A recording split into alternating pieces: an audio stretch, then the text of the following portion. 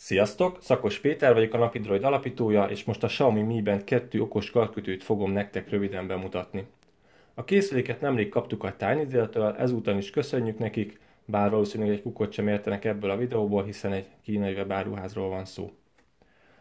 A készülék egy ilyen kisméretű, egyszerű dobozban érkezik, van hozzá egy teljesen kínai használati útmutató, aminek ugyebár nem sok hasznát fogjuk venni.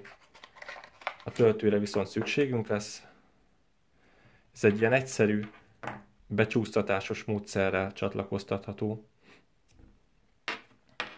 Fontos alkatrész még a szíj. Ez nagyon hasonlít a korábbi Mi Bandek szíjaira. Ez pedig a lényeg, a mag. Ez egy ilyen kis apró kapszulaszerű kütyű. Az összerakásnál arra érdemes figyelni, hogyha felveszik a Mi Band 2-t, akkor ne legyen fejjel lefelé a kijelző. Úgy érdemes összetenni, hogy a gomba kapocs felé nézzen.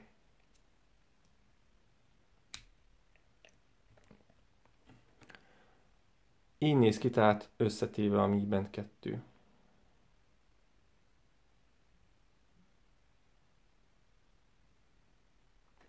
Közben mutatom hozzá az eredeti Mi Bandet.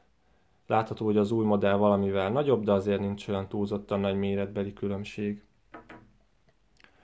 A Mi Band 2 egyik legfontosabb újítása, hogy kapott egy OLED kijelzőt. Ez szerintem meglehetősen jól sikerült, szinte teljesen egybeolvad ezzel a fekete résszel, és nem is igazán látszik szabad szemmel, hogy pontosan hol van a kijelző széle. Hátránya viszont, hogy gyűjti az ujjnyomatokat, most is maszatos egy kicsit. Alul találunk egy kapacitív érintőgombot, ezzel tudjuk feléleszteni a kijelzőt, illetve váltani a funkciók között. Alapesetben mutatja ugyebár az órát, ha megnyomjuk még egyszer, akkor a lépéseket, ha pedig még egyszer, akkor a pulzust, amit már el is kezdett mérni. Természetesen a Mi Band 2 okostelefonnal együtt használható ki leginkább. Van hozzá egy androidos alkalmazás, amivel például testre tudjuk szabni a képernyőket, hozzá tudunk adni újakat is, hogy mutassa például a kalóriát, a megtett távolságot vagy az aktuális akkuszintet. Illetve így tudunk további funkciókat is elérni. A Mi Band 2 például jelez, hogyha hívásunk van, jelez az értesítéseknél is, akár ébresztésre is használható. Ezekről majd a tesztben lesz részletesebben is szó. Most pedig felveszem a készüléket és megmutatom, hogyan mutat a kézen.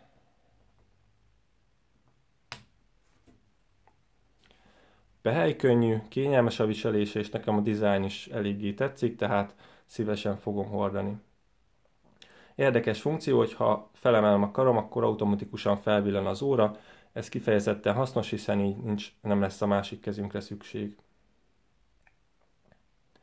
A Mi Band 2 teljesen vízálló, IP67-es tanúsítványt kapott, tehát akár víz alá is meríthető. Az üzemideje pedig nagyjából 20 nap, tehát ennyit bír egy töltéssel a gyári adatok szerint, és ebben nincs is okunk kételkedni. Az ára nagyjából $40 kínai webáruházakban, ez egy olyan 11-12 ezer forintra jön ki. Egy rövid próba után azt mondanám, hogy megéri ezt az összeget, de azért ezzel a kijelentéssel várjuk meg a végleges tesztet. Egyenlőre ennyit szerettem volna elmondani, köszi, hogy velem tartottatok, iratkozzatok fel a csatornára, nyomjatok egy lájkot a videóra, ha tetszett, diszlájkot, ha nem tetszett, sziasztok!